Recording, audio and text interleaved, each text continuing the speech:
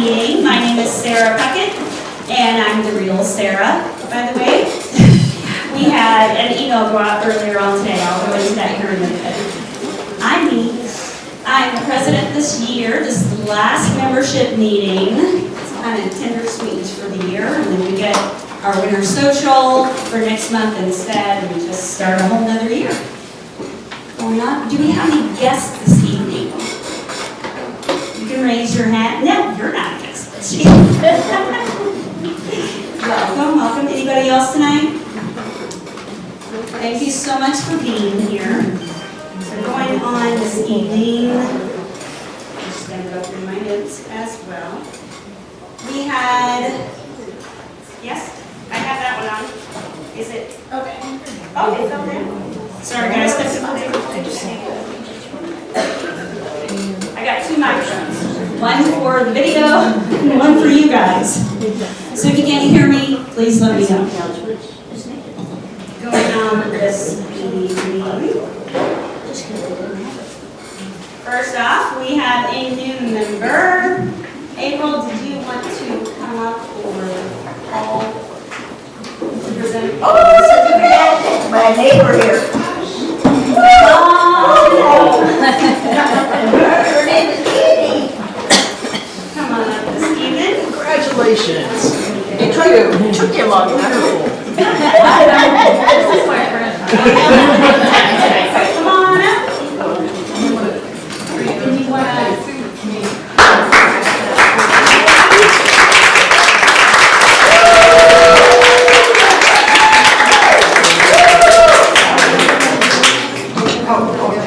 Already getting her certificate from Yes, certified. Yay.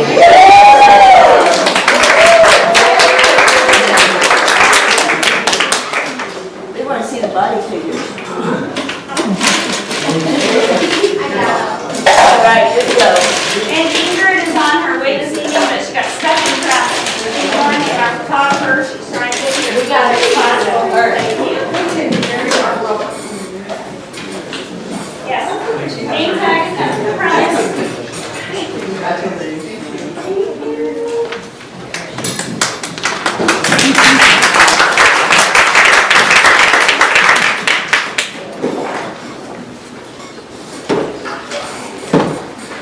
And you guys all know, probably Bill is also, he's on the open seas. He's okay though. I did get a message from him today actually.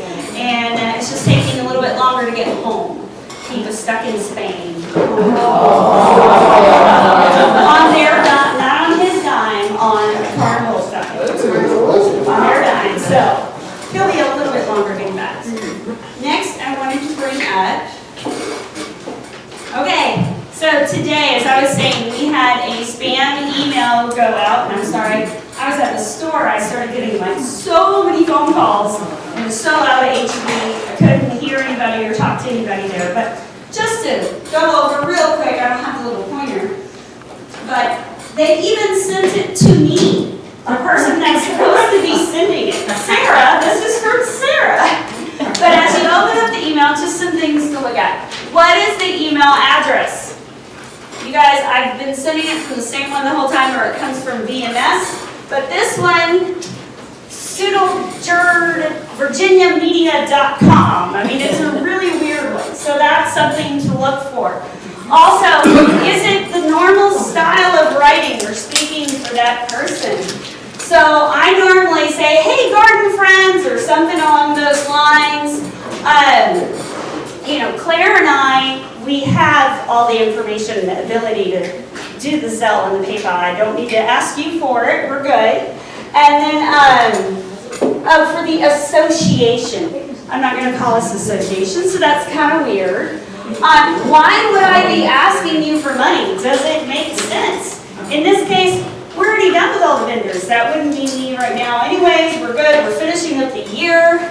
And is it urgent? Are they like, please, I need it right now? Nothing here is really all that urgent, guys. You can call me, and if I wasn't able to answer right then, it's still not urgent. So if you don't have confirmation, don't do it. Don't do it. I'm not going to ask you for money. Now, I've worked really hard. If you want to give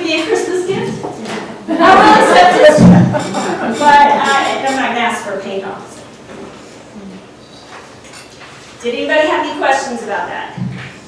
Everybody good? Okay. The reminder for the board meetings is the second Thursday, we'll still have one in December. It'll be our last one. It'll be 6 p.m., it'll be upstairs, please arrive early. This is all the same stuff that we've done, it's nothing new. Moving on. Next on the docket, we have the bylaws update that we've sent you guys out. So something that I had, oh, first off, how many people do we have? We have over 37 certified members here tonight. Oh, yeah. Did everybody sign in? Yeah, we have 50 so far. Because that's also good for you because we have a drawing at the end of the night. So if you didn't sign in, please make sure to sign in. So one of the reasons why we updated the bylaws is because we need to keep it current and easily accessible. The things that were changed were really not changes because it's the Robert's Rules of Order. So we updated them just so that they were easily accessible. Because when you look online, you look up Robert's Rules of Order, it's going to be like a whole myriad of different things depending on the state you're in, the group you're in, and this just makes it easier if we have it here. So, with the updates, I just wanted to go through the other reason for them. If something happens to any of us, and I hope nothing ever did, but the point of updating the PPM and bylaws and keeping them up to date, if something ever happened, anyone could pick it up and still be able to run this group. It is a blueprint for this group. So that is why everything stays up to date. So the updates that we have in Article 3, Section 5, just go through these real quick and then talk about them at the end. It's talking about executive sessions, giving the necessity of them and what are the acceptable conditions. So the original one that we put out, we had some concern that we didn't give reasons for it, like the acceptable conditions. We just put the general that you look up online.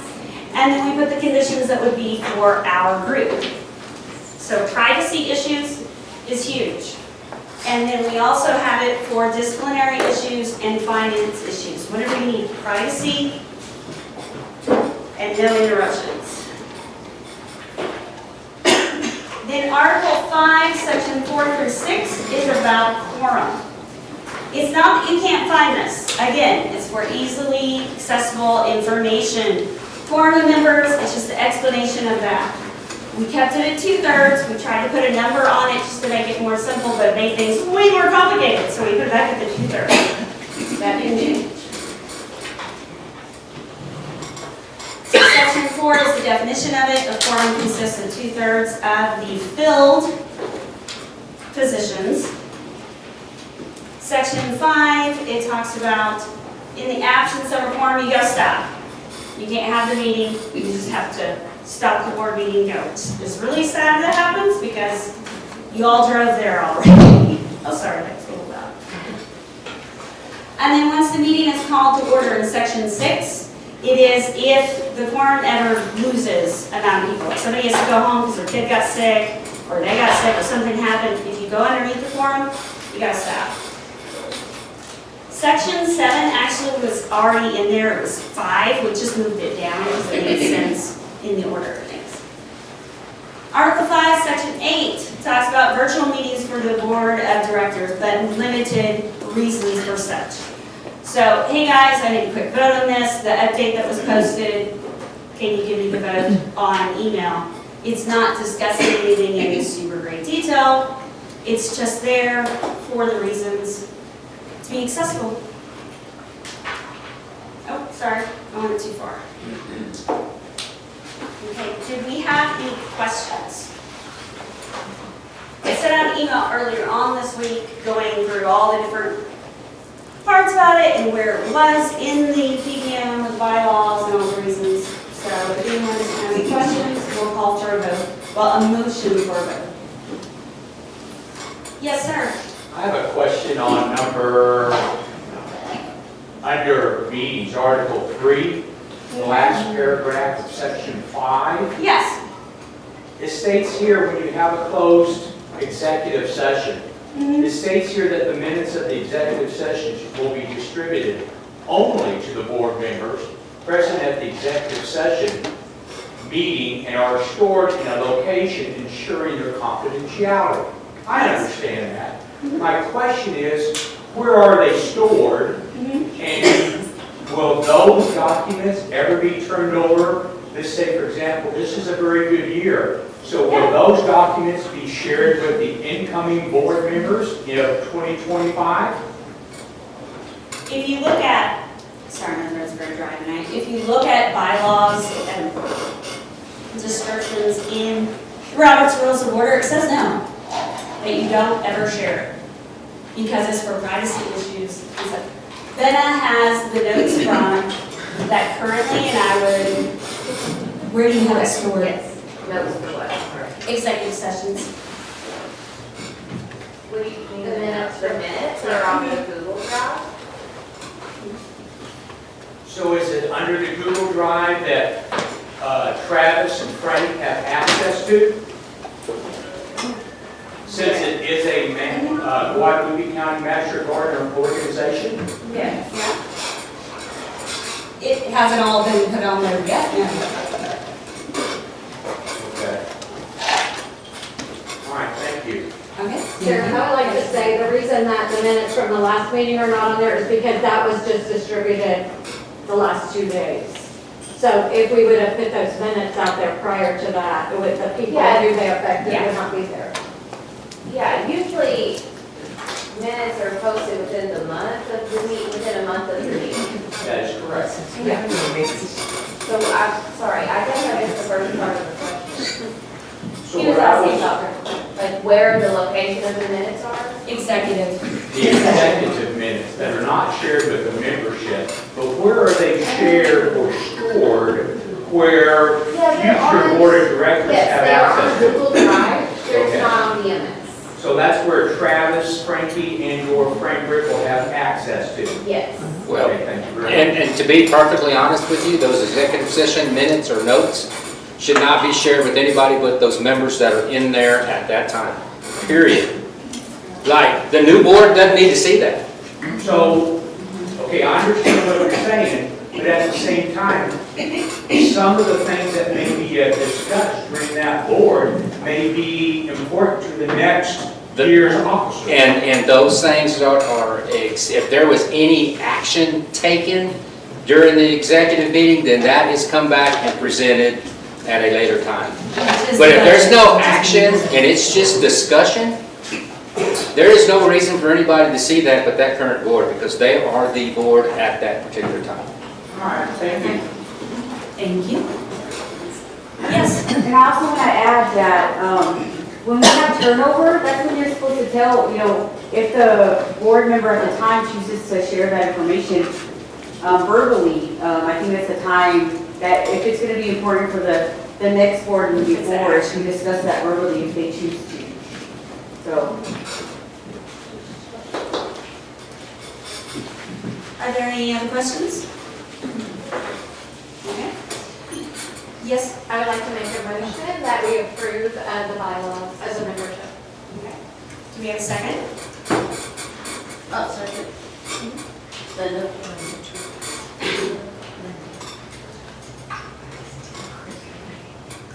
We have a first and second.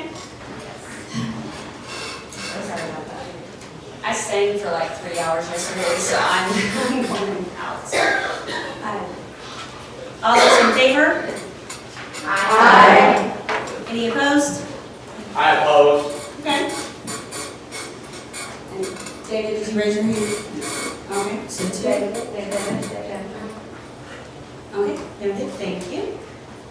The motion passes, bylaws approved. Okay. Sorry, I went back, so I need to be on the right slide. Next we have, and normally we have the membership meeting minutes from October, but Benna had her computer away from her for a little while, so she will get that ASAP. I told her I would say that for her. She made her. This about twice in 30 days, so, these apples. So normally we vote on the meeting minutes from last month, but we're not doing that this month. So it'll carry on over and we'll do that at the next membership meeting. Next, we have, Bennett, can you come up? Do you want to present? She was the nominating chair as the secretary, so we're going to say who the current slate is, and then we'll go through and individually vote through them. Okay.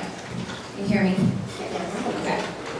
So our 2025 Board of Directors candidates are, for secretary, we have Kathleen Smith. Why are you laughing? I know. Because I wrote Kathleen Edwards, which is my husband's ex-girlfriend.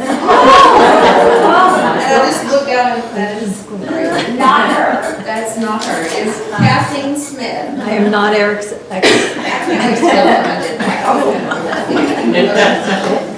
President-elect April Ripple. Vice President Pam Younger. Past president will be Sarah Puckett. President for 2025 will be Kay McElvin. Treasurer will be Claire Keebinger. Okay, so we'll go through as far as secretary. Open the floor for nominations if there are any others at this time. No? Okay. Can I have a motion to elect Kathleen Smith as secretary? I make a motion. Okay, now let's go back. I'm sorry. If you were first, tell Benna.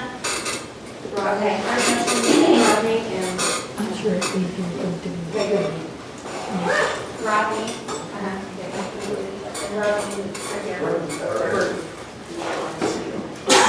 All those in favor? Aye. Any opposed? Okay, just checking. You didn't say you this.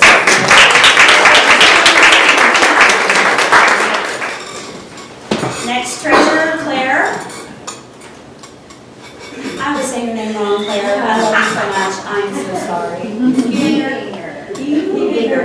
It's so nice. Do we have, she's continuing, but do we have any other nominations? Any floor nominations? No? Okay. Motion to elect Claire to continue. Oh, okay. Put your hand up. Okay, we got a motion and who did yes. The second.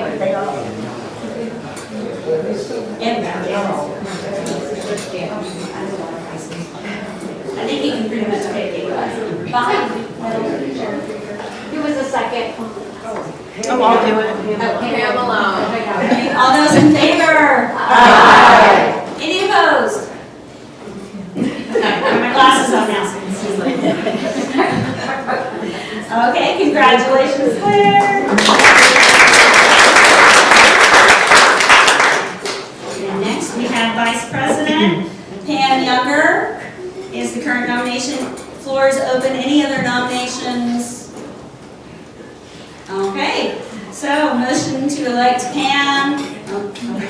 When, We've got lots. Pick one. So we have the first and second. All those in favor? Aye. Aye. Any opposed? Okay, congratulations, Pam.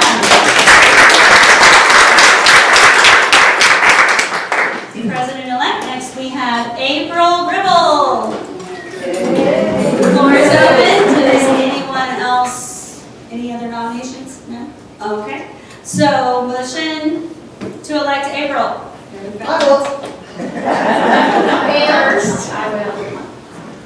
Ernestine, I saw her first over here. okay. And then second? All those in favor? Aye. Any opposed? And next, me, past president. Anybody else? Any other, I don't even know if that would be. I don't know it. She did been one before, so. Great bylaws. Okay. So, motion to You don't need approve. one. I'm motion. Okay. Second? All those in favor? Aye. Any opposed? Aw,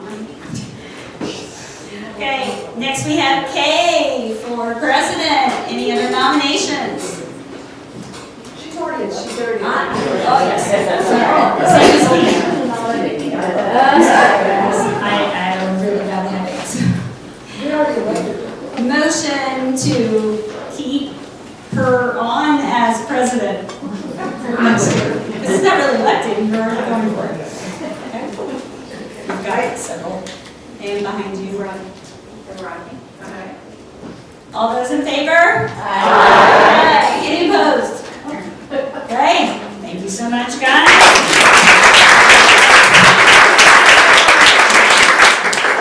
Next, we have Denise coming up here. Thank you so much, everybody. I know there was a lot of business, it's kind of boring, I apologize. Here we go. Got 2 months. Starfish.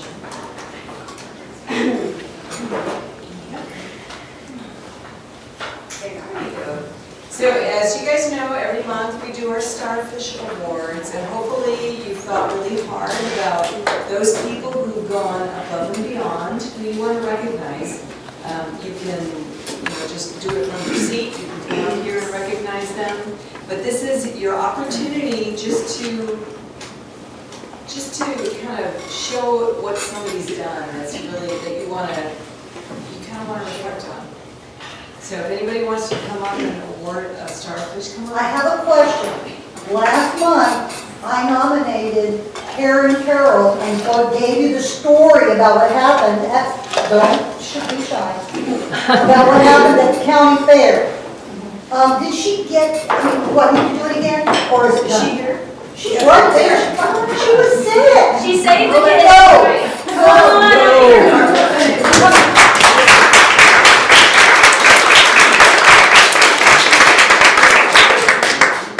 I am Karen's mentor, but I always tell her that I'm her tormentor. And we've become friends, but also she's beyond, above and beyond, because she came to the pumpkin decorating contest every single day. I almost had to get her a cot so that she could just sleep there with me. But there was I told this story last month, but any of you that didn't hear it, there was a little boy that was at the county fair, and he started choking. His mother did not speak English, and she came running, and he was about 2, and she came running in, holding her little child in her arms, saying, "Policia, Policia," and he was not breathing. And Karen is a retired registered nurse, and she just went right into action. She took care of this child. She got him breathing again long before the EMS ever showed up. And so not only did she help me with the pumpkin decorating contest, but she saved a life.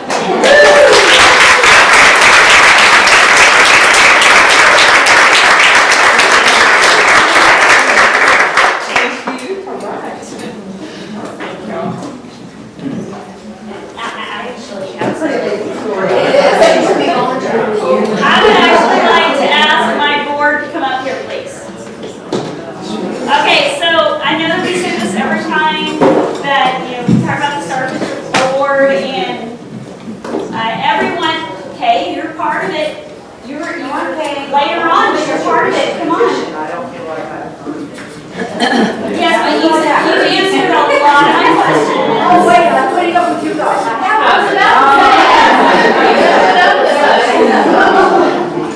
And with this story, the little boy threw back one, and they're like, "What? Why did you do that?" And it's like everyone can make a difference, even if it just affects one person. And I know this year has been a lot, and we've gone through a lot together, and I just want to say thank you to all of you. And some of them aren't here tonight. Bill, like I said, he's out on the ocean. And Ingrid's in traffic. Ingrid's in traffic, and Bo is stuck at work, so he called me on the way here, and he's like, "I'm not going to be able to make it. I saw it and left yet," but he was answering my questions on the way here, so they will get theirs later, but I wanted to give you guys one, so.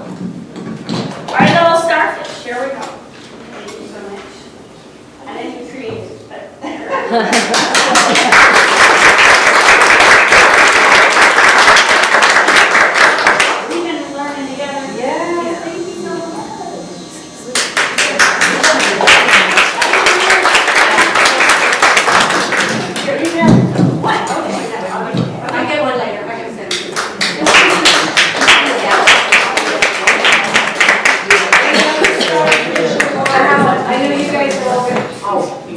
Sarah, you can go over it.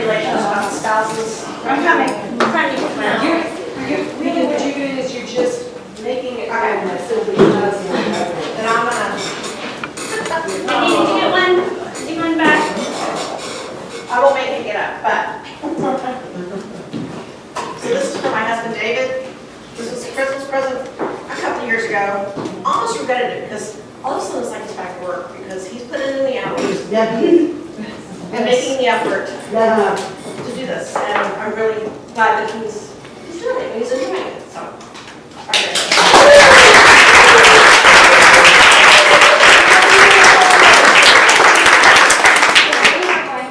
We have one.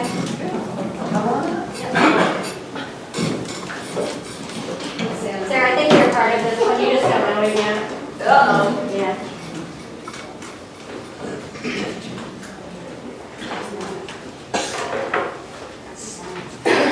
So, I don't know if you all know this, but we didn't have anyone to do Pecan Fest. So Sarah stepped up and said, I'll be the POC. She's going through a lot. Mentally, physically, everything. She's good. We're all good. And she said, I'll do it. And I said, okay, well, I'll help, but I'm restricted. Right? And Maria has to be 2 different places, and she comes. But we worked with this force that showed up to load tables. And she was putting tables away 9 hours later. Yes. And worked all day with only 1 snow cone, I think. Heidi. Me, oh.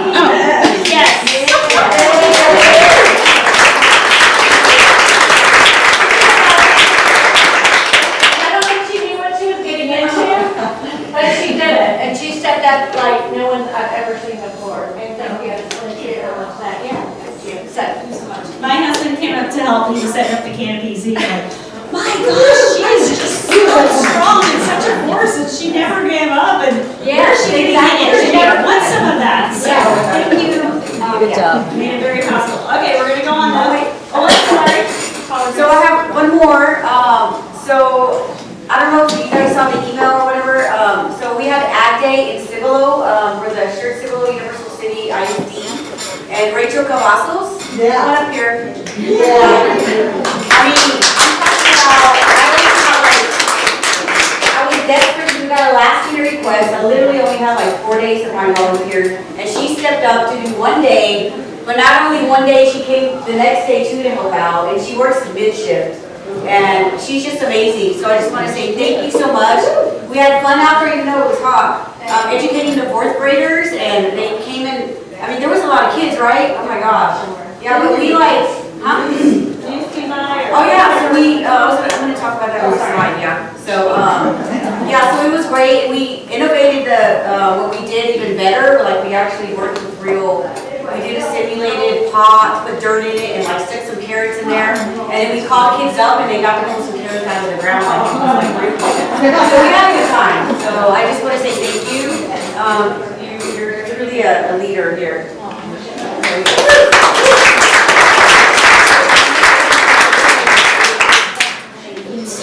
Okay, next we're going on to the treasury report, Claire. Oh dear.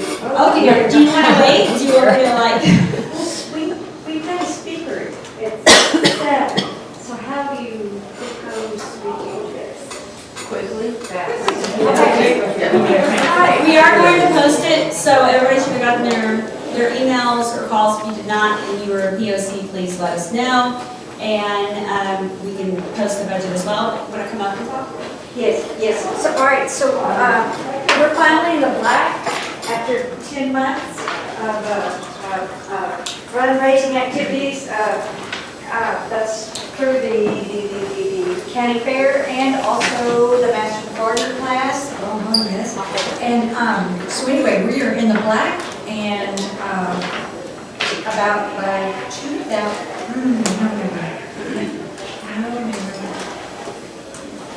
This will be posted though. $2,470. Anyway, the budget, we approved the budget this last week or so, and so for 2025, it's going to be a total of $31,394.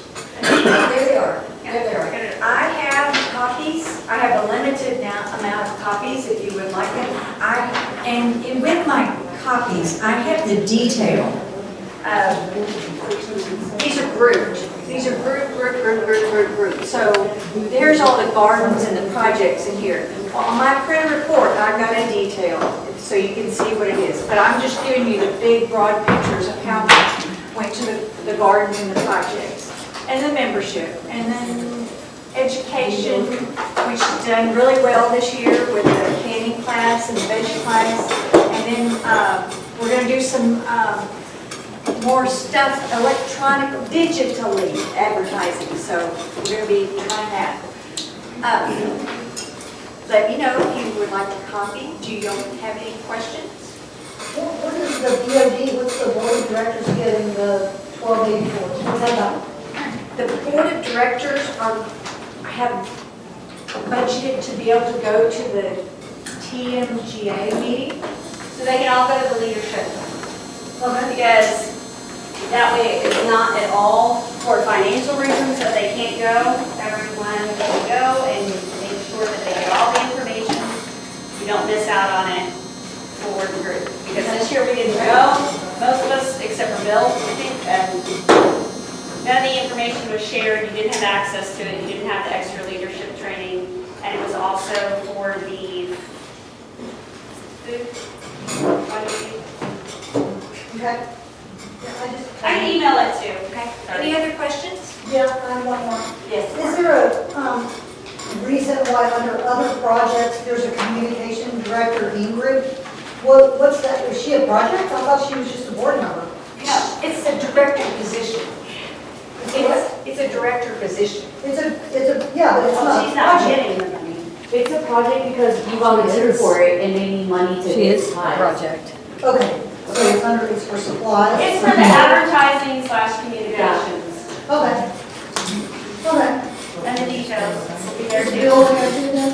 Yeah, Yes. education. Membership has one, education has one. And all the details will be listed there. You can still email all of them too. Anything else? Yeah. Yes. Oh, wait, never mind. Go ahead. All right, I've got copies. Yes. So, Is that it? okay. We've got 3 more too. You took longer than that, but we don't want to take up our speaker's time. Okay, Bill's not here. It's his normal stuff. Yes, ma'am. That's what she was going through quickly, but we're out of time. Bill, it's his normal, his education, report your hours. It's very important so that we can continue to get grants and work here, be here. Right, Travis? There are no lunch and learns for November or December. Online learning, that's the same as before. And Ingrid is not here right now, I'm not going to do her video, but trying to use the Nextdoor app. Yes? I'm going to go through it. Okay. So the only thing I want to add for Ingrid, she's not able to make it because they closed out I-10. So she literally like stuck up there. So, yeah. So basically she wanted me to brief about how she opened up a Facebook page. Okay, so there's a Facebook group, and then now there's a Facebook page. You're probably thinking, like, what's the difference, right? The Facebook group, you get permission to join the group. The Facebook page is like public, and it's better for us because we can communicate, we can advertise on that page, we can we can share on Instagram, other pages, and so forth. So she is advising everybody to please join the page, so you know what's going on. Do both. And do both, and just, again, one is a group, it's very limited, because you can only communicate with the group. The other one is like the page, and you can communicate with everybody. It's more of a broader spectrum, okay? If you have any more questions about that, you can email her, but there's a QR code for you to get on there, and also like the page. Any questions about that? Is that the group page? That's the group page, It yes. should say group in the title. I know it says public group underneath, but Yeah. consider that. Add group to your title of that page so it doesn't get confused with the other page.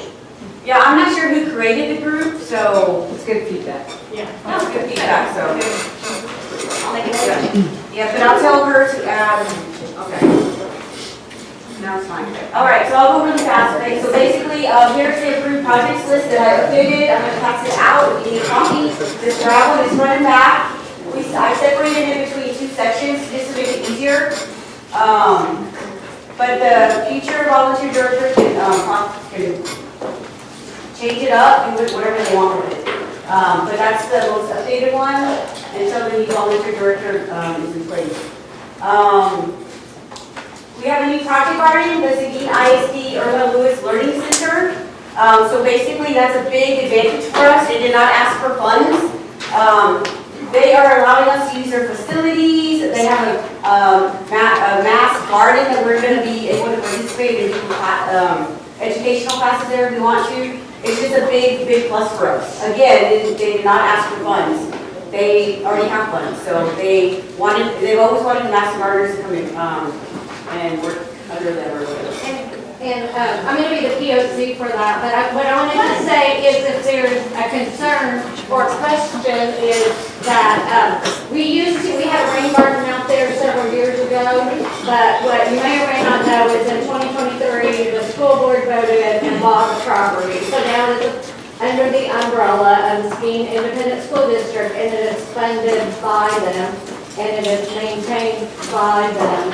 They just need our knowledge and our guidance, and they're opening their whole facility to us, buildings, classrooms, labs, whatever we want, at no cost. And just that we schedule it with them. So I think it's a huge plus. I think it's going to be, I've been to several meetings there, and a lot of community people. I think it's going to spread our net. So, it's exciting. And when he's the one that worked that, it made it happen. So basically, that's the bill. Okay, huge, Open Festival, great, thank you everyone who volunteered. A huge shout out to, again, the people who volunteered for Ag Day. We literally only had like 4 to 5 days to get volunteers. Bill left on his cruise and said, here Maria, no, I said, I'll help you out. So, Rachel Cavazos, Marvin Board, Lanisha Wingate, Kelsey Weiler, and Robin Ryder. So if you see them, say, hey, you did a great job. We were also featured, we're going to be featured, I've been looking for it, the Shirts Magazine. They came out and interviewed us. So that's a great plus for our marketing, right? Like Guadalupe County Master Gardeners who are out there helping Ag Day, and they're going to invite us in the future to come. And so I think they also contacted Travis, and they were very pleased with what we did. So thank you for everybody who volunteered. Upcoming events are on there. December 1st, Yule Fest. The Christmas Tree Project, December 3rd through the 5th. December 14th will be the Master Gardener Christmas Social, and Beth Smith would like to talk a little bit about that. We don't have time? Okay. All right, that's it. Look online, folks. I'll provide you some information about the social. It's going to be a lot of fun. We're going to play games. Everybody likes to play games. Nice games. Well, will there be a winner? Drinking game. Wendy, you want to come up with?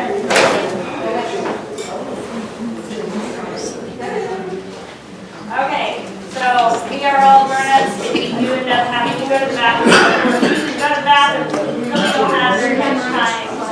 Break. We're going to get set up and talk about. Okay, I'm going to do this real quickly. It's the same, I haven't changed anything.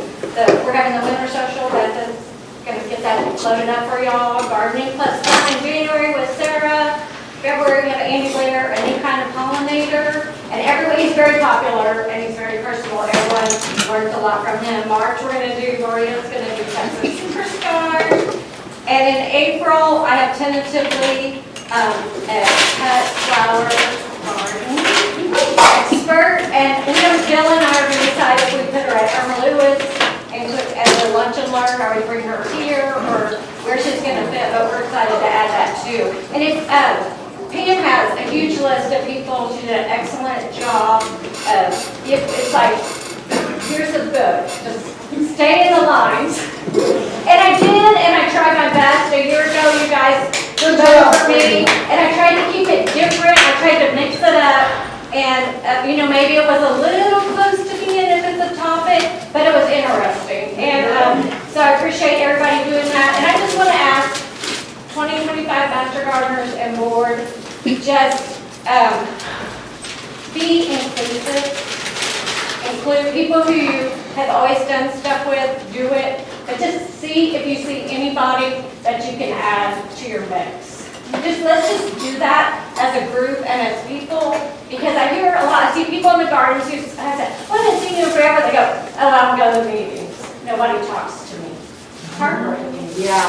Yeah, so I just want to challenge you all to just do that. If everybody does it once, it makes a big difference. And come to the gardens, whether you can dig potatoes or not. Because what you can do is you can sit, especially if you're at Mill Street, we'll put you under at the picnic table, under the shade, and you just talk to people. Because that gives us hours of educating the public, which we really need to do a better job of documenting. We have activities for all ages there, everywhere. It's family friendly. If you have to bring your kids, bring your kids. So let's just work together to make sure that nobody feels they're on the outskirts. That's my big challenge for next year for y'all. And I appreciate you all voting for me, and I try to do my best. So I hope we're all good. You did your job.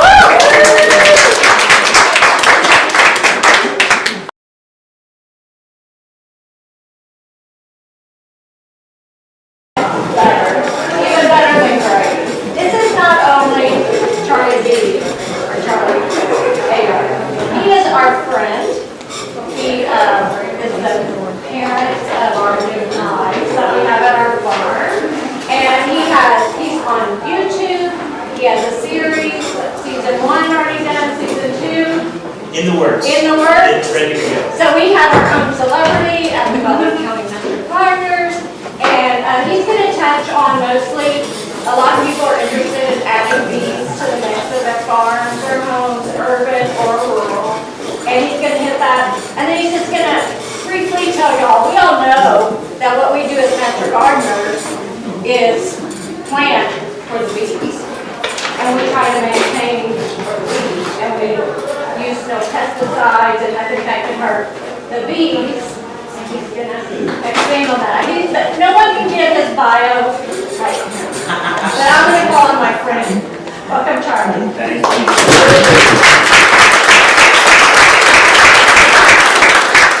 Well, if the topic is me, it's my favorite thing to talk about, so that'll be fine. I was just a little baby when I was born. My aunt Linda is here visiting from Maryland. Her son Will is from Massachusetts. Can attest to the fact I was a cute little guy. Sweet little nervous, shy guy. I don't know what happened. This happened. I became a bee lunatic.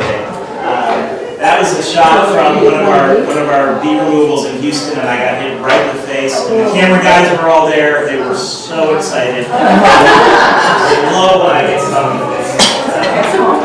I'll tell you a little bit about what we do. So we just moved to this area. So I'm in Guadalupe County. So I started my beekeeping career in Braunfels. So doing bee removals, that's how I came up.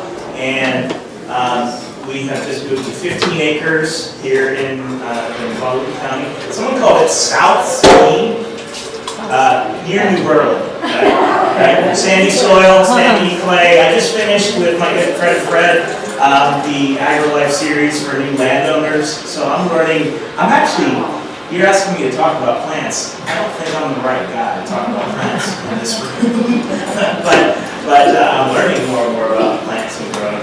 But we lease bees to people for agriculture, right? So people pay me to put hives on their property to qualify for ag valuation, which is it's a great business.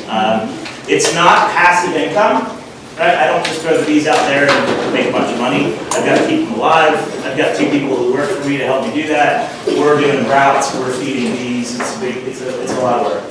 We do produce a little honey out of that, right? Which is great. If I wanted to produce honey, I would not be in this part of the world. we're especially when we're in drought, that kind of thing. But we also, now that we're out this way, we built a shop. So we have a beekeeping school. Does anyone know the folks at Gretchen Bee Ranch? Oh, yeah. We love Gretchen Bee Ranch. They stopped doing the work of supporting beekeepers. It just, they changed their business model. They're still there. They call themselves the beeswax department. I'm in business because of Mark and Tim Gretchen. They're the finest people. They opened up the market and they handed it to me, really. So we now do, much like I try to be like them, right? Serving beekeepers, being a touchstone in the community for people interested in bees, pollinators, and sort of agri-tour. Love having group tours with kiddos. We have initial short bee experiences we offer, then we offer in-depth private classes in bees. And we sell all the stuff, right? We sell bees, we sell equipment. Are there any beekeepers in here other than Fred, who's an awesome beekeeper? Awesome, so I can't make anything up, that's a total brag. All right, keep me on my toes, guys. But this is how I started, right? This was 2013. Look at how many cement blocks I used for this. I was serious about this, right? I got my one hive, I was not fooling around, and then this is where it's gone. We've turned into just a monstrous operation, and I love it. We have a lot of fun. This is the property. This is where we started a little over a year ago. This is kind of what it looks like now. This was back in August. So we've moved a lot of dirt. We've dumped a lot of aggregate, so that's not very green. But you got to have access to it. But we're planting. The hope is to plant fruit trees, berry bushes. We leave a lot of the land just raw, right? Let the wildflower come up, whatever's there. I had the native plant society people out walk the property with me. I had a lot of people come out, and it's a learning process. So it's great having the elbow room. Shoot, I'm off the porch. Put as many bees out as I want. This is our bee area. If you need to steal bees, that's kind of where you go to steal the bees, right? That little quadrant. So, and this is the shop. So you pull in, park here, come for classes and that kind of thing. So this is how I'm known, right? I'm the bee removal guy, right? So I come in. This is a simple one, right? Water meters. I come in and open up bees inside of a water meter. I took my veil off because I'm show off. I need a lot of attention. I'm looking for the queen, so a lot of times if I know the bees aren't that feisty, which these were very gentle, I'm able to take my veil off and look for the queen. There I found her, I'm kind of lucky, and there she is. So then I sped it up. We do use a bee vacuum. It's a low pressure bee vac, doesn't kill the bees, harm the bees. Move them around. Here's a larger removal. Bees out of between two fences, right? So these are just a blast, right? Getting in and getting all that good stuff out. And we home right? This all comes with me. I take it out to the bee yard, set them up, and they become my slaves. It's a lot of work. It's dirty work. It's hot work. You get stung while you're doing it. Real common scenario, a shed floor. We do so many shed floors, and really some carpentry skills are helpful. Getting those bees out of there is what it's all about. At certain times of year, the bees are full of honey, right? They just have overflowing with honey, and it's just a messy, messy business. I'll even take it away from where they are so I can kind of clean it all up to take it away. I don't eat that honey. I tend to feed it back to the bees, like give them an opportunity to build up, and then come out and vacuum. It's kind of, I want to make a video game called Catching the Bees and Bee Vacuum. So this was the house coming down. These are the ones I love. The bees have been there for 30 years. This place is deserted. You can do whatever you want there, and then I come in and find this kind of thing. Like, I love this. But this is like 105 degrees, right? This is like, and you're in a suit, and you get attacked by bees, and you're doing manual labor. So I often wonder why I went to college, and why I'm not an attorney or something like that. So, but we have a lot of fun. We have a lot of fun with bee removal. To me, it comes back to this critter. So, 2013, I got my first hive. I fell in love with this little girl, right? She's just incredible. The payload capacity of a honeybee, the complexity of an individual honeybee, and the way they work together. Right? They work together in harmony to be super productive. Pretty incredible.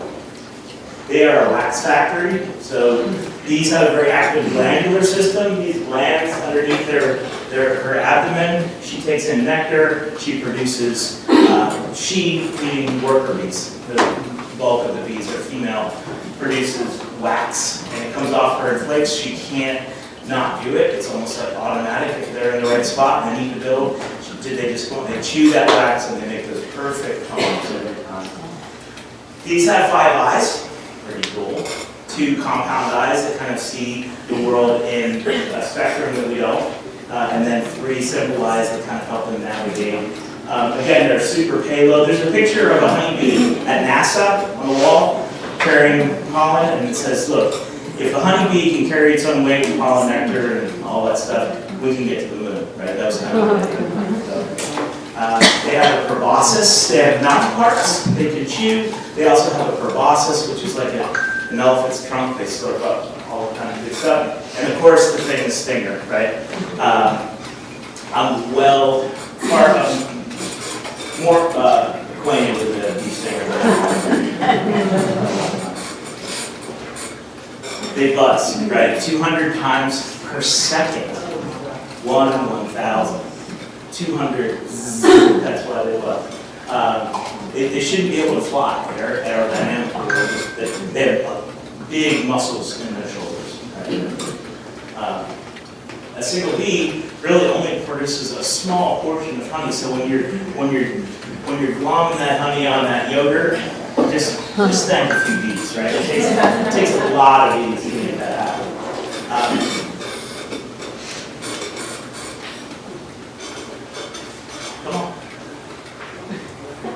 This is how the bees see the world. They see the world a lot different than we do. So, you know, you're all plant people. You probably see flowers different than the average person, but you don't quite see it in a different spectrum, right? So the bees have a whole different sense of what the world looks like. It's important to remember they're not a domesticated critter, so we've never domesticated bees, right? They are a domesticated animal is like the dog, the wolf that wanders to the fire, right, and takes a little food. What could be the worst? And then, you know, 100 to 200,000 years later, they're a pug and a lapdog, right?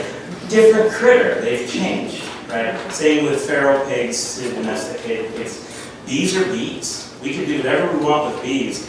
We can alter their genetics, we can choose traits, but essentially you just know domesticated bees, right? So you're dealing with a wild critter. You're providing it an environment to work, and that's about it. So I keep bees at the San Antonio Zoo. So the Discovery Place, it's for like little kiddos. It's all pollinator themed. They have a butterfly garden.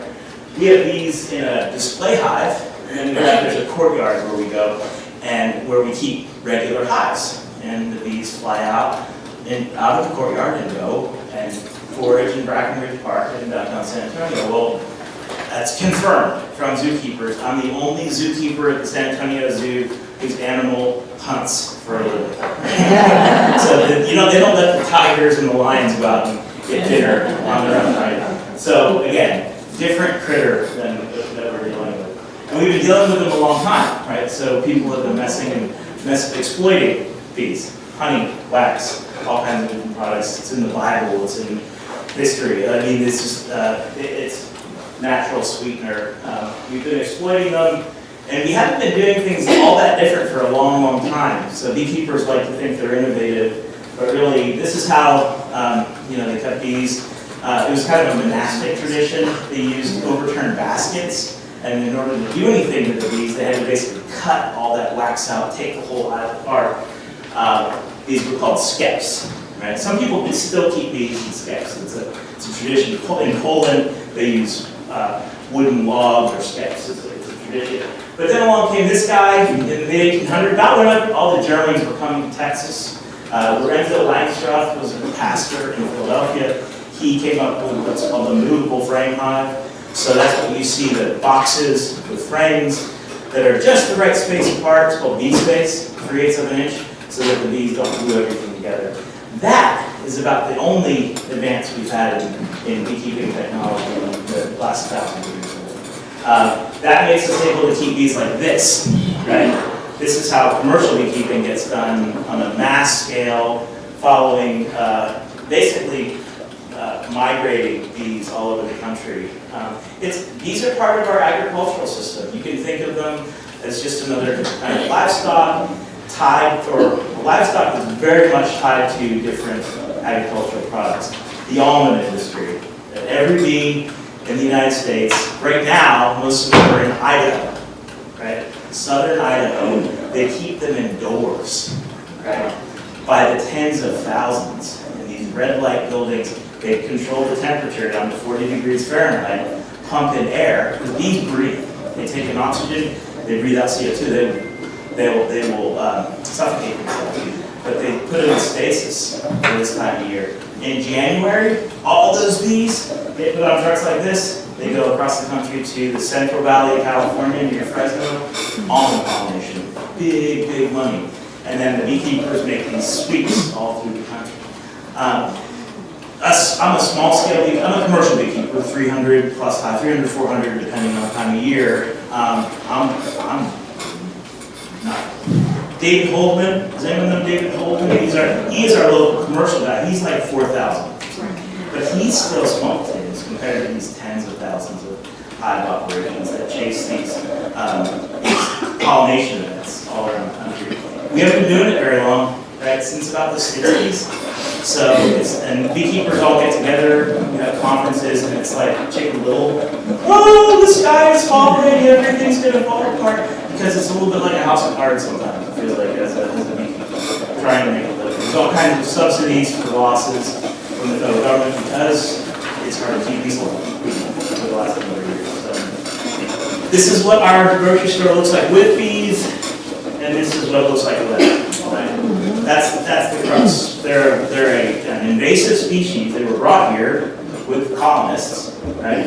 But they're very successful invasive species.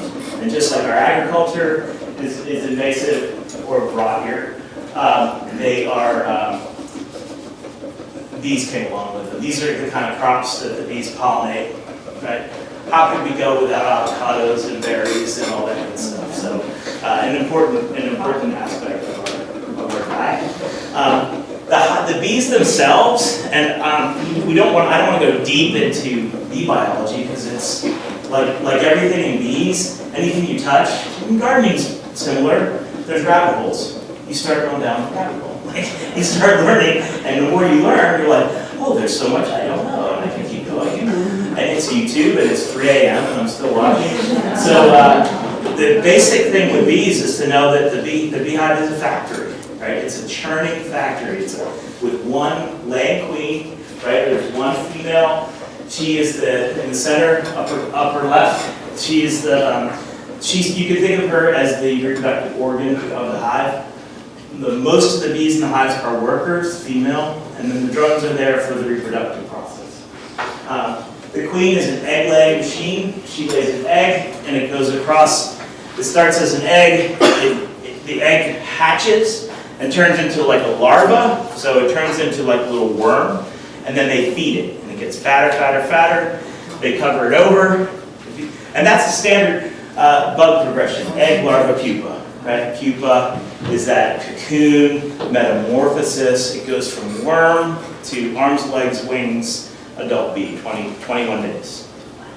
And it looks like that. The photos at the bottom on the left, those are eggs, larvae. This one on the lower right, that's capped pupa. That's when we open our eyes and they look like that.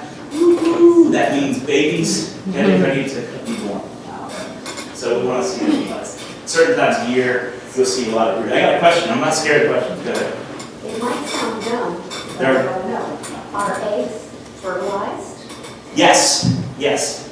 So the question is, are eggs fertilized? So the queen can lay 2 types of eggs. She can lay, these are what are called haplodiploidy. It's a genetic thing. She can lay an unfertilized egg or a fertilized egg. So she has a spermatheca. She has an organ that holds sperm that she got, and we'll get to that in a second. Then she has eggs. To lay a female, sperm and egg. To lay a male, egg. So the males, the drones, don't have a father. They have a grandfather. They don't have a father. Right? So, interesting. So, inside the hive, this is money for bees. So, pollen is their protein, upper left. It comes in as dust. They carry it on their legs, and they pack it in those cells. That's their meat. That's their building block of babies, right? Lower right, nectar, where it's open and looks wet. Those open cells, that's raw nectar. Comes in very wet. They dehydrate it. They chew it. They chew a little pollen into it. They chew some enzymes from their spit into it. And then they use their wings and they dehydrate it. Once it's less than 20% moisture, it's honey, it's money. So the top of this right here, they will cap that over where it's like white. That's capped over, it's sort of like a cork in a bottle. And then these upper right, they have to drink. They do have a digestive system. They also use water to cool the hive. And then on the lower left, these bring in basically resin or sap from trees, and they produce a substance called propolis. Right? They synthesize sap with nectar and enzymes. They make this stuff called propolis. Anyone go to like the health food store and get those propolis tinctures that are really expensive? So there's all kinds of antibacterial, antimicrobial properties of propolis. But beekeepers usually have a little pry bar in their back pocket because bees will glue everything together with wax and also with propolis. So finding queens is tough. Who can see her? Fred will see her. Oh, I got somebody to see her. Here? I never get tired of that. Yeah, go back. I'll go back. Oh, I won't go back. So the queen is right here. She's just longer, right? She's longer. She's got a big dot on her back. Finding queens is really hard. It's an important skill as a beekeeper, but only certain times a year. Only if I'm going to do something with her. Usually I just need to see evidence of her. I need to see eggs or what, but I know I've got to do it. The bees are born, they go through a whole process. They have a career cycle, right? They start inside the hive, they work indoors, they clean, they feed, then they progress to become foragers, workers, unloaders, and then they literally fly their wings off, right? There's bees in the hive that are they're undertakers. Their only job is to clean out dead bees, right? So I had a hand up, sorry.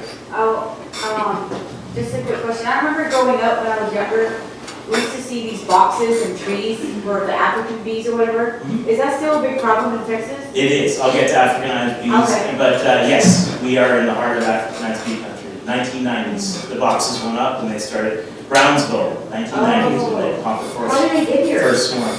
Long story. Oh, wow. Lifespan of bees. So that depends on their role. So the bees that are being born today, they're going to live through winter, right? Up north, they're going to live through a really long winter. They're going to be 6-8 months. The bees that are born in midsummer, they work so hard, they literally fly their wings off. They tatter their wings and they drop in the fields 6 weeks, a month. But again, that queen can lay 1,000 eggs in a day. 21 days later, you got 1,000 bees. And when that's going on at certain times of year, that's why I call it a factory. There's churning. Lifespan of a queen is long, or can be long, 4, 5, 6 years. A bug that lives 4, 5, 6 years. A bug that I sell for $45 a piece at Charlie Bee. $45 for a bug. It's crazy. But yeah, queens are magical. They are absolutely magical. They're the Queen dies, knows the hive. Obviously, she can call you up. If you're not available, how do they get a new queen? They'll make a new queen. I'll get to that in a second. Yeah. Good questions. That was the question I asked in my first bee presentation, and look what happened. So just be careful. So.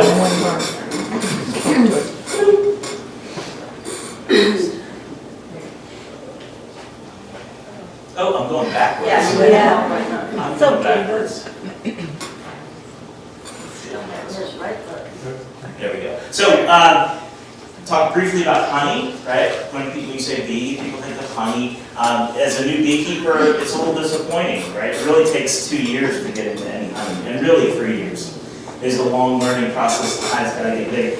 But if I have hives that are about this size in April, and then I stop feeding any supplement, and then I add boxes, they'll fill them up and they can look like this. Like in a real good year, I can get 50 pounds of honey in a hive this season in Texas. And that's 50 little jars like this, right? So honey is money. This is a frame of capped honey. That's what it looks like when it's ready to be harvested. The bees have dehydrated it, they've chewed it, they've capped it with wax. Now we can take it, right? We can steal it. And we steal it like this. We call it robbing the hives. We pull the honey off and then use a knife, lower left, or knife or a scratcher, and there's many methods to uncap those cells. We put it in the cells, the frames in a centrifuge, spin them, and then out comes the honey. And if it's raw honey, like I sell, and like a lot of small-time beekeepers, all we're doing is straining it, right, just through a sieve, right? The dirty word in honey is filtration. Filtration usually implies high heat, super micron, teeny tiny filters that takes all the good stuff out. So if you're looking for good raw honey, make sure you're looking at the beekeeper, or maybe holding under myself. So the hives, right? So they get big. Do they just keep getting bigger and bigger and bigger, right? So we have this entity. We call bees a superorganism, where the whole hive, ants are the same way, termites are the same way. That the animal is not the individual, it's the collective. They call it EU-social, EU, like Europe United. They're communists, but they're like half communists. They form this unit, right? And the unit just, it's a factory. It just keeps getting bigger and bigger. And but that's not their goal. Their goal is to, that's why they call them colonies, is to colonize. So, and they do this by swarming. So a healthy colony will generate other colonies, right?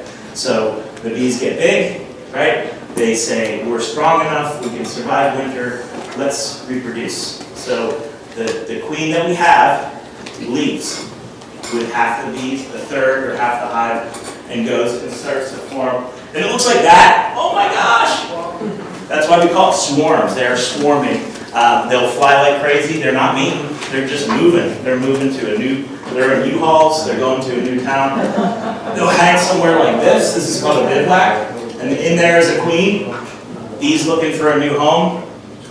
And then they'll move into your wall. And 6 weeks later, it's going to cost you. You got to call somebody like me. How many times a year do they swarm? How many times a year will they swarm? Often. And in Texas, we don't have much winter. So, and the spicy bees, the Africanized bees, they're a tropical bee, they'll swarm all the time. We call them suicide swarms. This time of year, it's starting to get cold. If the bees swarm and try to make a new queen, they might not succeed. So it's almost like suicide. But they cast off a swarm, and I'll catch them. It's hard to get those through winter, but in Texas, all the time. And they have, they have initial swarm, secondary, tertiary, multiple swarms. I had a hive, and then I had some empty hives, and I didn't realize that they had done that, and so I went to go, but I knew to wear my suit here, but I didn't wear my suit here, and I opened it up, and they can go way supposed to. You can catch a passing swarm, right? So when these bees are flying like this, and then they hang here, they're taking from this, they call this a bivouac. If anyone's in the military, bivouacking is sleeping outside temporarily in a very uncomfortable situation. So they're just hanging. And they're sending out scouts looking for your wall, or your tree, or your shed floor. And that's free bees, right? And a lot of beekeepers will put out a swarm trap, a lure, right? You can there's product you can use. It's lemongrass, it smells like queens. You can dab a little lemongrass on some, if you've got frames with wax on them, from an old hive, the bees will say, hey, this is the place to go, and they'll move right. So catching swarms is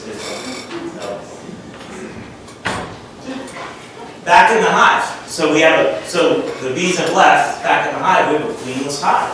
So the gentleman asked, what happens now? They make a new queen. So any female egg, young female egg or larva, they can become a queen. They just get fed a special diet called royal jelly. Royal jelly is like the superfood. Every larva gets a little bit of royal jelly to start their lives. Queens get nothing but, right? And then queens, they make this huge cells. It's like a peanut, right? It's a peanut hanging up there. They usually make a bunch, right? So the queen's gone, they make a bunch of queens. The first queen to emerge in the middle, she goes and kills her sisters. She goes and she literally, her stinger is like a lance, it's like a needle. So she can, over here, she gouges all these cells open. They call it sororicide. So like, imagine like the sorority where they're all twins. It's a movie. So she becomes the virgin queen of the hive, right? She's emerged first. She's killed all her sisters. She's the virgin queen. She has to mate. So she goes on a mating flight. Kids in the room, right? Can't show this. And she is polyamorous, so she mates with like 15 to 20 drones. We don't even know how she finds them. They call them drone congregation areas. So the drones, the big, heavy males who have no use other than sports bars or the mall. The mall. That's what we used to chase her. So the drones, for some reason, know where to hang out, and they call them drone congregation areas. And the queen prances through, and they follow her in just like a plume, right? And most drones don't get to mate. They just hang around their whole life waiting to mate, and they die. The drones that mate also die. So you don't have to work as a drone, but you just eat and die. I mean, it doesn't sound very much. The other thing too, for new beekeepers, so if I have bought a lovely queen setup of bees from Charlie Bee, they're super sweet. Second, whoa. What I do? So my sweet gentle bees swarm. Second year, they build up really strong. They swarm on me. Now I have a queenless hive. They make a new queen, right? And when the new queen, that virgin queen, goes to the sports bar, those are bad dudes. So in Central Texas, since 1990, we have spicy bees. So this is one thing that gets a lot of people out of beekeeping, is having their hives. I'm trying to get away from their too Africanized, like they're I call them spicy bees. I don't know what you call them. Mean bees, right? The old timers say they're a lot meaner back in the day, but old timers always say something. But left to their own devices, bees will requeen themselves. The queen will collect DNA in Sabine or wherever you are, and they will come back, and your hive will become spicy. And I was a kid in the 70s when it was like, hey, killer bees are coming. You know, John Belushi, no one expects the killer bees, right? They're here. Like 1990, they're here, and they are really dangerous. If you buy a queen, generally comes mated. Correct. How do the beekeepers how do they control that process? That's a great question. How do they control the process of mating? So the folks who raise queens, and that's a really intensive process. They graft eggs into cells. They introduce them into hives with no queen. So the bees all take care of those cells, and then they time it. And they put them in little mating nukes. So then they take the queen when she's getting ready to emerge. They put her in little tiny hives, but she has to go up and mate. She has to go fly. And there is an artificial insemination process for bees. It's a big deal. They sell queens for $400, $500 before they're born. But those are like breeder stock. They use those. They're like super genetic great queens.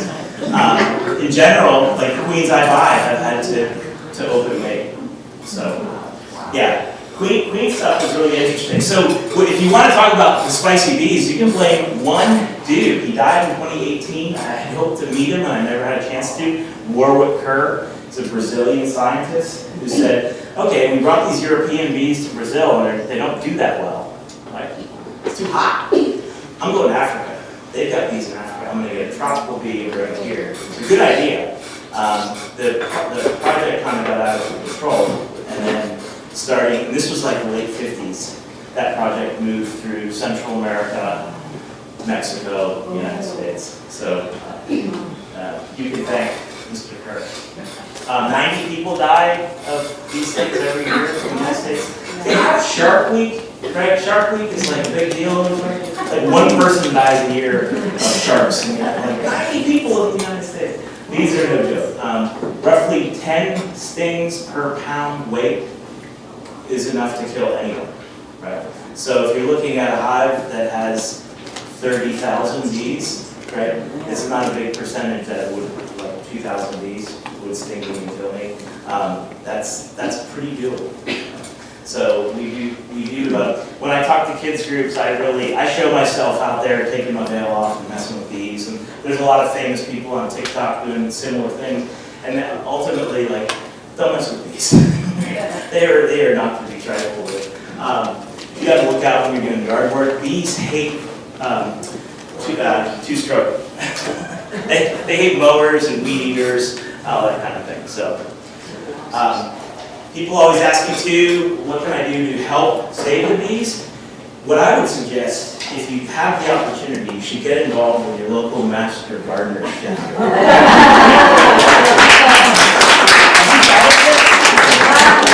Consider this. So bees, people often come visit our shop, and I make beekeepers. I help people become beekeepers. So I'm always happy to take. But I heard somebody say raising bees to help pollinators is like raising chickens to help the rare California condor. But that's okay. That's nothing to do. Like I'm raising a bird, but I'm not helping pollinators by making more bees. Right? What the challenge that bees face is not the quantity of bees. We actually, this year in California and almonds, they said we got enough. the commercial guys are like, we got enough bees, don't worry about it. It's like the market saturated. There are enough bees. The challenge is habitat, right? So anything you can do with, and I'm preaching to the choir here, but anything you can do in your own habitat, tear up that lawn and make it rich and fun. I have two questions. You were talking about the lawns. So what is a natural range like for a bumblebee? Because I see regular bees, and I also see bumblebees. Yeah. So what's the natural range? So I can only speak, the range of a honeybee is 3 to 5 miles. Oh. Right? So they do a pretty wide radius. Bumblebees. Yeah. So I've become a bumblebee man. So this year, I've been doing this bee removal thing for 10 years. I don't know, have y'all seen a lot of bumblebees this year? Yes. Incredible. So I bought a special suit from China. It's like the suit they use, because a bumblebee has a giant stinger. They'll sting right through a regular bee suit. So I bought a special suit for it. I charge for it. I go out and they like to bed in like a bowl of dirt. And you go at night, right? And you pick up and bumblebees are like that big. And they look like teddy bears when they pollinate. They're not teddy bears when they're in their hive. 60 to 80 of them, and they come right for you. So I've been, this year I started capturing the native pollinators, bumblebees, leafcutter bees. They are much more invested in the health of their plants that they're pollinating. Bumblebees are opportunists. They're like, let's go get a free meal. Oh, somebody spilled a Coca Schlitterbahn. Coca Schlitterbahn! That's not helping anybody.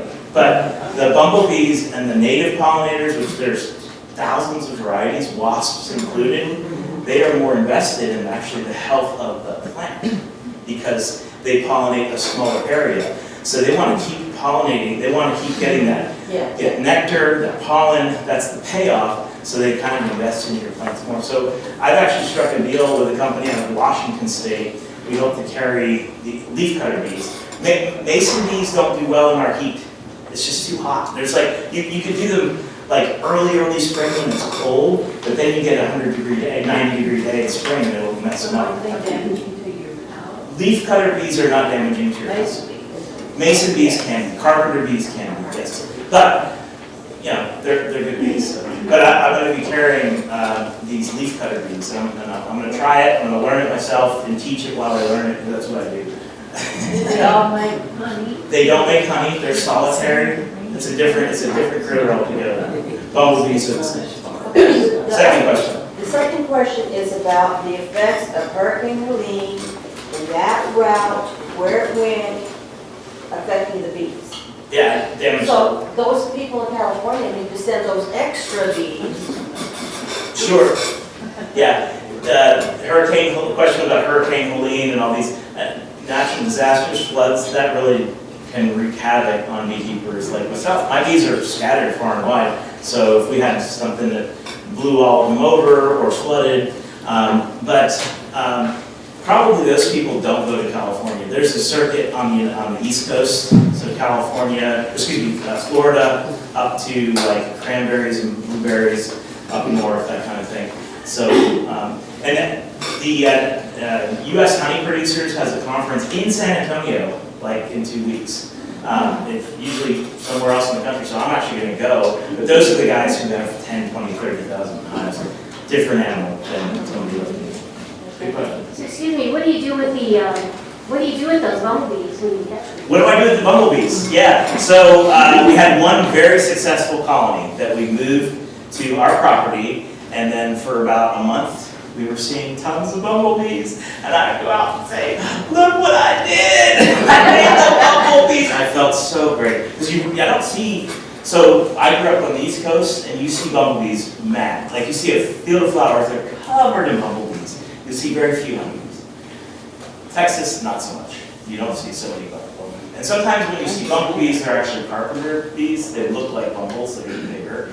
But this year, I've had, people call me and they say, I got bumblebees under my shed. And I'm kind of jaded because I deal with homeowners and I'm the bee guy. And I know the difference between yellow jackets and bees. And people say, I got bumblebees. And I'm like, yeah, sure, you got bumblebees.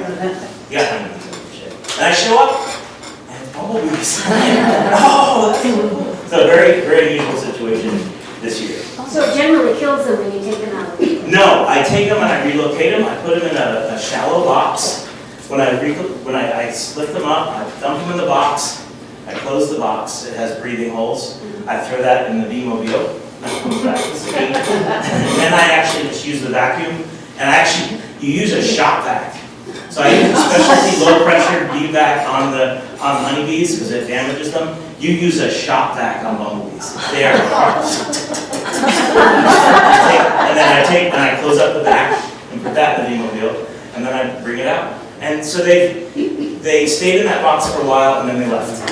And then they're at that point right now, bumbles, where the queen is all the workers die. The queen buries in the ground and they overwinter. So fingers crossed, next spring we see bumbles. Yeah, they're yeah. Okay, kind of an odd question.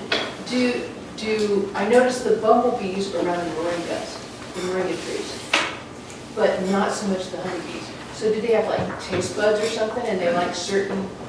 So the question is about like bumbles versus honeybees on different plant kinds of moringas. So there's also, you think about butterflies, butterflies are married to certain plants, right? You lose the plant or you lose the butterfly, you lose both. So bumbles and honeybees, so like there's certain, I think like tomatoes require bumblebee pollination. Bumblebees are huge and they vibrate, they shake that pollen out. So whereas honeybees, I don't think they can get that. Honeybees are not, honeybees are efficient pollinators because they have thousands of them, but they're lazy. They like take what they want. There's tons of studies about how like the bumblebee they'll really pollinate the heck out of everything, and honeybees are like blah, blah, blah, back, back. The other thing too is like to really be conscious, and I'm preaching to the choir here about use of herbicides, pesticides, follow directions, limit if you can. Buy local honey, that's all. If you see, and if you have a bee issue, y'all have a bee issue, right? Call the beekeeper, right? Most pest control companies, oh, it's good. Go on Google. Most pest control guys do not want to kill bees, so that we get a lot of calls. The last thing is, this is the biggest issue with bees, is this mite that lives on our bees. And it's an invasive mite from a different species. It carries viruses. It's really hard to kill a bug on a bug. So we practice integrated pest management, right? Which is that do the least harm first and then ramp it up. But I've seen people push and shove at bee conferences talking about mites and how to handle it. There's varying schools of thought, and there's no silver bullet. And then, like I said, this is what matters, is what y'all do. The habitat conservation, biodiversity, bees are part of an ecosystem. So people get excited about save the bees, save the bees. No, save the habitat, save the varmints, so that the predators can eat the varmints. And then it's all part of the cycle, right? Things decay, things die, and so if you want to protect bees, do what you're doing. Yeah, keep going. Question. So are the bumblebees more affected by the drought that we've had the last 60, 70 days than our normal honeybees that we have in our areas? I don't have enough data to really answer that. I think all pollinators, this has been a terrible fall for everybody, right? A terrible fall. I mean, for my purposes, it just cost me a lot of money. At sugar, Costco, 25-pound bag of sugar. But I think the natives have similar challenges. I mean, I'm sure I'm like a lot of people where I have bird baths out in the backyard in various areas for the birds, but also for other insects and everything. And I see a lot of honeybees sucking that water. I really never see any bumblebees sucking water like that. I don't see that behavior with bumbles. Like I said, I have not seen a lot of bumbles in Texas in 10 years. Okay. This year was quite different. So I think the drought obviously has a bad effect on me. It's exhausting, right? How does the cold weather do temperatures? How does that? Yeah, I mean, if they're cold, if you're cold, they're cold. So bring your bees inside.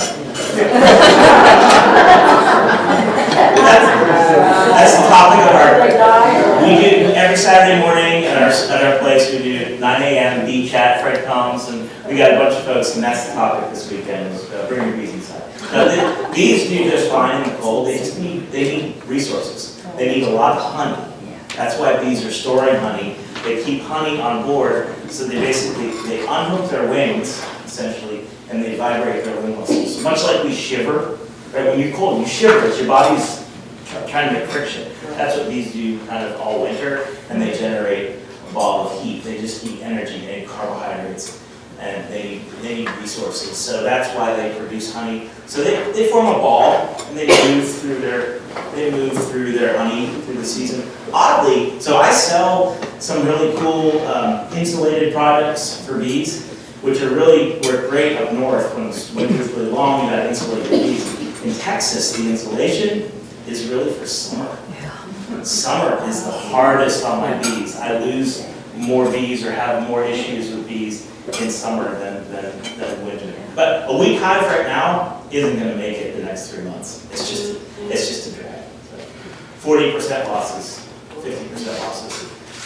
If you were a cattleman and lost 40 or 50% of your cattle, you'd be a really bad cattleman. Or broke, yeah.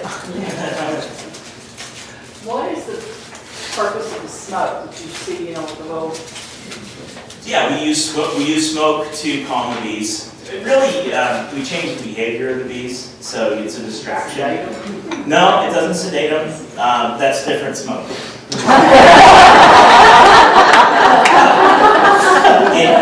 It distracts and confuses them. Yeah, so they will actually slurp up some of their honey sometimes, and then they sort of pack them in bags. And then that's a little bit like if we have a big meal, they're kind of loaded down, and then they're just slower. But it sort of changes the hive's behavior to, oh, we got to protect ourselves against the smoke instead of this smelly mammal who's trying to, they don't like our smell, they don't like CO2, that means mammals are bad, so. The spicy bees, Yeah, if you encounter a swarm of them, what do you do with them? Do you relocate them? Do you eliminate them? What do you? yeah, so I don't discriminate, I take bees out of walls and trees, people say, oh, they're terrible, I don't care. Feral colonies that are in a wall or a tree, or 9 times out of 10, they're pretty spicy. So I take them, I have a place I call Beehat. We put them out, we let them reform, right? At which point we can replace the queen. So I buy queens from other parts of the country where they don't have spicy genetics, and they can open mate their queens. So I buy queens from California, right now Hawaii, and I buy certain genetics that I know what they are versus the ferals, you just don't know what you've got. So requeening, it's also like a new engine, right? A new queen is a $45 new engine in the hive, and boom, they can take off and go. But yeah. And then they're no longer spicy when It takes them a little while, if it's a very spicy colony, it'll take them a little while to convert back, so.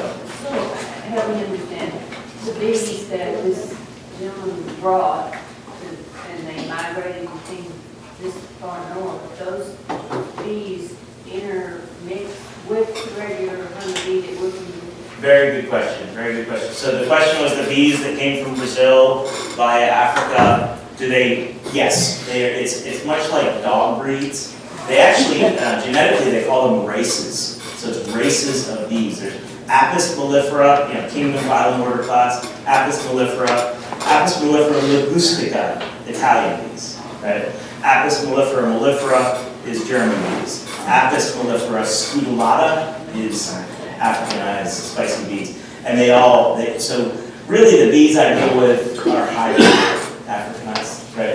They've interbred, much like They all moths. make honey, so the honey's good, it's just that. They all make honey, yeah.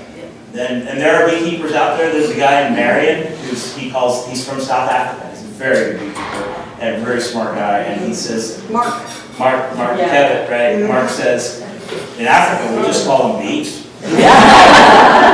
But my first 5 years of beekeeping, I did not buy bees. I got bees from walls and trees.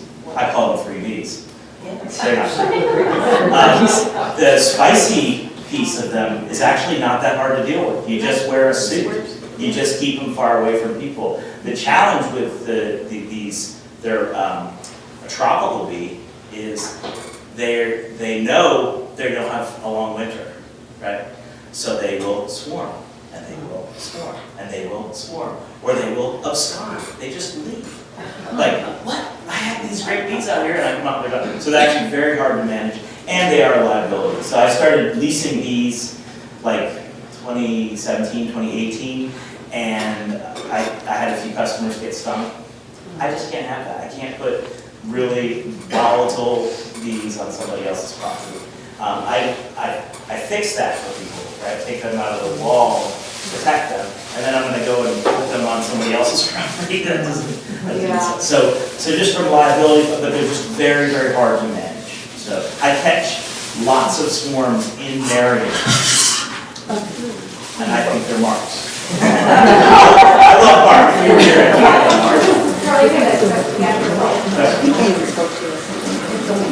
What about local honey and allergies? Local honey and allergies. I've seen people at farmers markets holding up their honey and say, this honey right here, this honey will cure you of your allergies, just $25 a jar. I'm really careful about that, right? I'm just a sugar vendor, right? So there are all kinds of purported medicinal benefits of honey, like digestion, wound healing. I've had people tell me that they bought my honey and it cured their COVID. I said, you should buy more honey. But honestly, the pollen that you're allergic to that flows in the wind is wind pollination. The stuff that the bees carry needs to be carried because it doesn't fly in the wind. So I don't want to debunk it. There's all kinds of things like apitherapy that people do. There's a lot of pseudoscience in YouTube things. Like I said, I think honey's great. I think they're learning more and more about the actual things. So, speaking of honey, I'm going to auction this off. Somebody will not auction. If somebody will raise your hand when they're ready to answer this question, you got to answer it quick. When you're ready, raise your hand. But wait, making sure he calls on you, but don't just. And that call, yeah. So name the 4 things that these bring into the column. Bring into the column. Bring into the column. Bring into the hive. 4 substances. I went through it pretty quick. Go ahead, I got it. Give it a go. Pollen. Pollen, protein, Okay. yeah. And then nectar. Nectar, carbohydrates. And then there was something like the waxy resin. Yes. Propolis, I'll give it to you. Oh. Yeah. And then what do they drink? Water.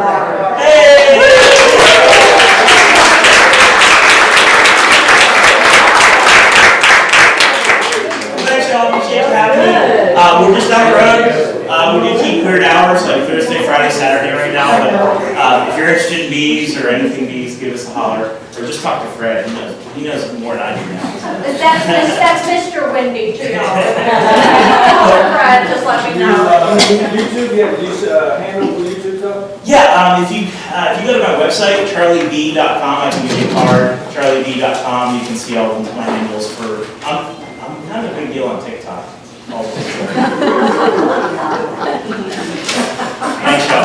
Thank you.